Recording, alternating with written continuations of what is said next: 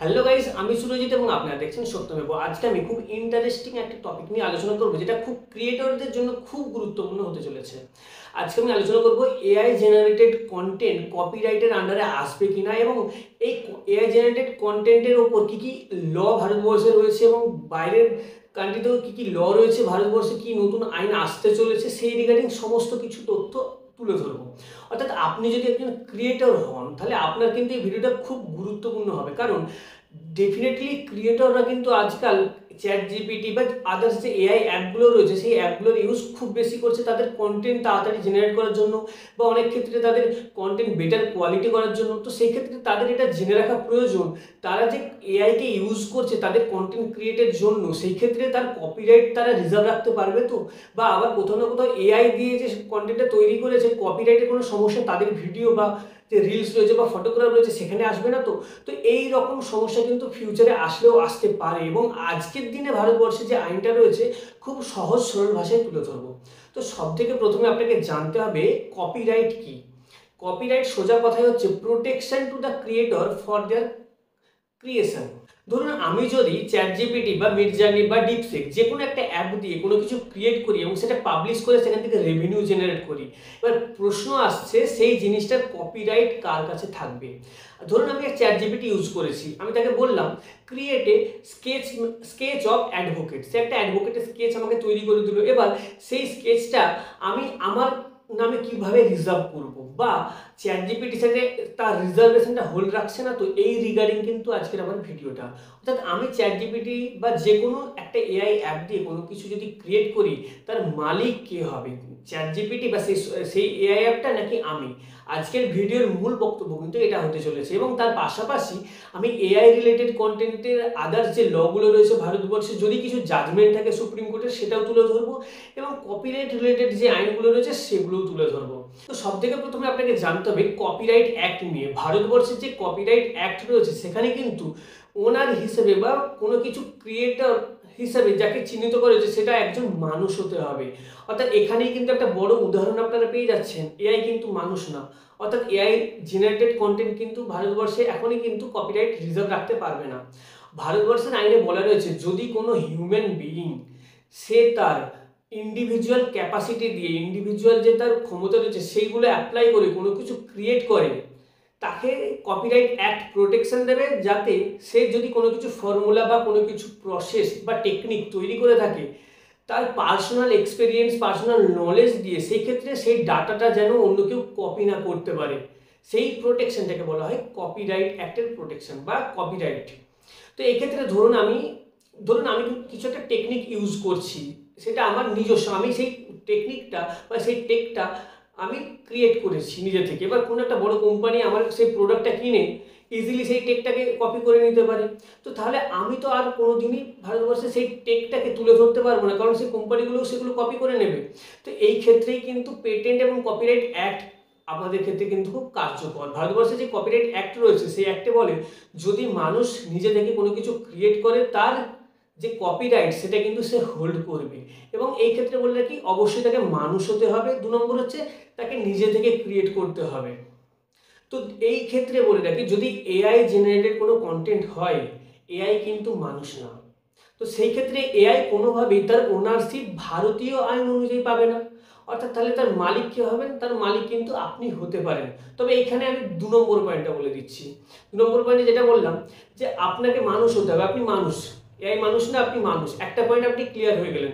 কিন্তু কপিরাইট পেতে গেলে সেকেন্ড যে ক্রাইটেরিয়া সেখানে হচ্ছে আপনাকে নিজে থেকে তৈরি করতে হবে, নিজস্ব ইন্ডিভিজুয়াল ক্যাপাসিটিতে তৈরি করতে হবে, সেইটা কিন্তু এখানে হচ্ছে না। আমি জাস্ট এআইকে বললাম create a sketch of advocate, সে কিন্তু তার মন থেকে একটা অ্যাডভোকেটের স্কেচ আমাকে তুলে ধরলো। এখানে আমার ক্রেডিবিলিটি কোথায়, আমি আমার যে ইমাজিনেশন রয়েছে সেটা কোথায় পুট করলাম, তাহলে এর ওনারশিপটা কিভাবে আমি হোল্ড করব? তো সেই ক্ষেত্রে ভারতীয় আইন কিন্তু এটাই বলে যদি একজন মানুষ তার চিন্তাভাবনা, তার যে ক্রিয়েশন আসছে সেখানে না তুলে ধরে, তো সেই ক্ষেত্রে তার ওনারশিপ সে পাবে না। অর্থাৎ এআই জেনারেটেড এরকম নর্মাল প্রম্পট দিয়ে যদি আমি কোনো কিছু ক্রিয়েট করি তার কিন্তু আমি কপিরাইট রিজার্ভ করতে পারবো না।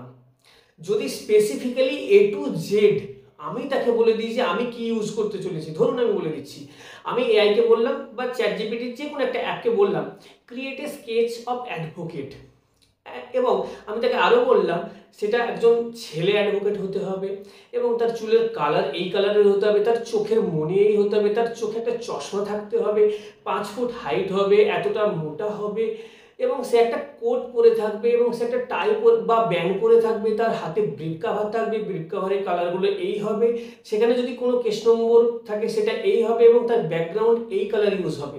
এইখানে দেখুন আমি প্রথমে যেটা বলেছিলাম একটা স্কেচ ম্যাপ এঁকে দিতে, কিন্তু সেকেন্ড যে আমি প্রম্পট দিলাম সেখানে কিন্তু A to Z আমি ডেসক্রাইব করে দিলাম।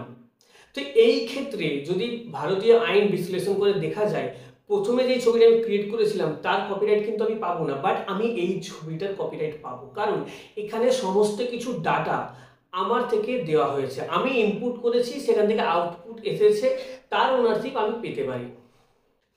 তো এআই রিলেটেড কন্টেন্টের ওপর কপিরাইট হবে কিনা, কপিরাইট আসবে কিনা সেই রিগার্ডিং কিন্তু স্পেসিফিক জাজমেন্ট এখনো আসেনি।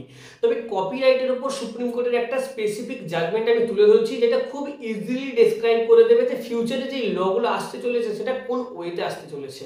এটা হচ্ছে ইস্টার্ন বুক কোম্পানি ভার্সেস ডিবি মোদক, এটা 2008 সালে সুপ্রিম কোর্টের একটা রিপোর্টেবল জাজমেন্ট। এই জাজমেন্টের কপি আমি ডিসক্রিপশন বক্সে দিয়ে রাখবো, সেখান থেকে ডাউনলোড করে চেক আউট করে নিতে পারবেন।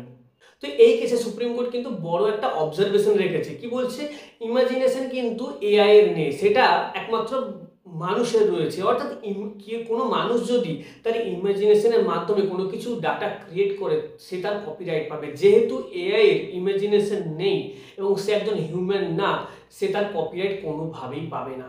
অর্থাৎ এর থেকে একটা জিনিস ক্লিয়ার, যদি এআই রিলেটেড বা এআই ক্রিয়েশন আমরা যদি ইউজ করি বা এআই দ্বারা ক্রিয়েট করা কোনো ডাটা যদি আমরা ইউজ করি আমাদের কন্টেন্টের মাধ্যমে, তার কপিরাইট কোনো দিনই এআই বা তার কোম্পানি কিন্তু ক্লেম করতে পারবে না। এই জিনিসটা কিন্তু এই জাজমেন্টের মাধ্যমে অনেকটা ক্লিয়ার। তবুও যদি পরবর্তীকালে ফিউচারে যদি কোনো এআই রিলেটেড বা এই কপিরাইট রিলেটেড কোনো আইন আসে বা কোনো জাজমেন্ট আসে, আমি ডেফিনেটলি আমার চ্যানেলের মাধ্যমে তুলে ধরবো। তো এবার আমি আলোচনা করব এআই রিলেটেড কন্টেন্টের ওপর কপিরাইট আসবে কিনা, এর ওপর বাইরের কান্ট্রিগুলো কিভাবে রিয়াক্ট করছে। সব থেকে প্রথমে ইউএস 2023 সালের ঘটনা একটা তুলে ধরছি। একটা কোম্পানি এক এআই এর মাধ্যমে একটা কমিক বুক প্রথমে ক্রিয়েট করে, তারপর সেটা পাবলিশ করে, তার যে কপিরাইট রয়েছে সেটা নিজে রিজার্ভ করতে চায়। তো সেই ক্ষেত্রে ইউএস গভর্নমেন্ট কিন্তু তাকে পারমিশন দেয় না যে তার কপিরাইট সে রিজার্ভ করবে, কারণ তারা প্রথমত সেটা ক্রিয়েট করেনি, দ্বিতীয়ত তারা এআই এর মাধ্যমে ক্রিয়েট করেছে। যেহেতু সেটা এআই ক্রিয়েট করেছে সেই ক্ষেত্রে সেই কোম্পানিটা কিন্তু তার কপিরাইট রিজার্ভ করতে পারবে না। অর্থাৎ এই ক্ষেত্রে কিন্তু যতটা আমাদের ইন্ডিয়ান কারেন্ট ল রয়েছে, ইউএসও কিন্তু সেম পথেই আগাচ্ছে। অর্থাৎ এআই দ্বারা কোনো কিছু যদি ক্রিয়েট হয় তার কিন্তু কপিরাইট এআইও পাবে না, আবার যে মানুষটা উইদাউট তার পার্সোনাল ব্রেন বা উইদাউট তার পার্সোনাল ডাটা ইউজ করে ক্রিয়েট করছে তারাও পাবে না। অর্থাৎ এখানে কিন্তু ক্লিয়ার হয়ে যাচ্ছে যে ভারতবর্ষের যে আইন রয়েছে সেই আইনটাও কিন্তু অলরেডি ইউএসএতেও অনেকটা প্রতিফলিত হচ্ছে। আর এর থেকে পুরো আলাদা একটা রূপ বা আলাদা একটা কিন্তু প্রসপেক্টিভ ইউকের আইনে, সেখানে কিন্তু অনেক জায়গায় এআই দ্বারা কন্টেন্ট যেগুলো ক্রিয়েট করা হচ্ছে তার কপিরাইট কোম্পানিদেরকে দিয়ে দেওয়া হচ্ছে রিজার্ভ করার জন্য। তো ভারতবর্ষের বাইরেও কিন্তু এই নিয়ে অনেক জায়গায় অনেক দ্বন্দ্ব দেখা যাচ্ছে। তো ফিউচার ল কোন দিকে যাচ্ছে বা ল কি একসেপ্ট করছে সেটা কিন্তু একটা দেখবার বিষয়। তো ভারতবর্ষের আইনও কিন্তু অনেকটা যে দেশের বাইরের যে কান্ট্রিগুলো রয়েছে যারা ইনফ্লুয়েন্স কান্ট্রি যেমন ইউকে, ইউএস, রাশিয়া, সেইখানে কিভাবে অ্যাডপ্ট করছে তার উপর বেস করে কিন্তু ভারতবর্ষেও এই আইনটা আসতে চলেছে যে এআই জেনারেটেড কন্টেন্ট কি কপিরাইটের আন্ডারে আসবে, যদি আসে তার রাইট কে রিজার্ভ করবে। তো সেই ক্ষেত্রে কিন্তু গাইডলাইন্সও আসতে পারে। যদি আপনি একজন ক্রিয়েটর হন তাহলে কিন্তু অবশ্যই এই পয়েন্টগুলো আপনার ভবিষ্যতেও আপডেট থাকতে হবে যে কি হলো, কপিরাইটটা কে রিজার্ভ করবে, নতুন কোনো আইন আসছে কিনা। তো তার জন্য কি করতে হবে, আমার চ্যানেলটাকে প্রথমে সাবস্ক্রাইব করে নিচে দেওয়া বেল আইকনটি ক্লিক করে রাখবেন। যদি আজকের ভিডিও নিয়ে কোনো ডাউটস থেকে থাকে সেটা কমেন্ট সেকশনে অবশ্যই জানাবেন, বা যে কোনো আইনি সমস্যায় যদি আমার সাহায্য পেতে চান কমেন্ট সেকশনে জানাতে পারেন, মেল আইডিতে জানাতে পারেন। যদি আমার সাথে ডাইরেক্ট যোগাযোগ করার থাকে সেই ক্ষেত্রে আমার চ্যানেলে মেম্বারশিপ নিয়ে সেখান থেকে আমার মোবাইল নম্বর পেয়ে যাবেন এবং তারপর হোয়াটসঅ্যাপ বা ফোন কলের মাধ্যমে কিন্তু যোগাযোগ করতে পারেন। ভিডিওটাকে শেষ পর্যন্ত দেখার জন্য অসংখ্য ধন্যবাদ। সত্যমেব জয়তে।